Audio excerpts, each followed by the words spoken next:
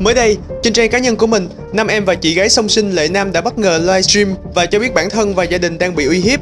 Câu chuyện xuất phát từ mối quan hệ đồng tính giữa Lệ Nam và một cô gái tên là Bảo Thi. Cả hai đã xảy ra mâu thuẫn do bạn gái đồng tính của Lệ Nam quá nóng nảy khiến cô bị tổn thương và ám ảnh rất nhiều.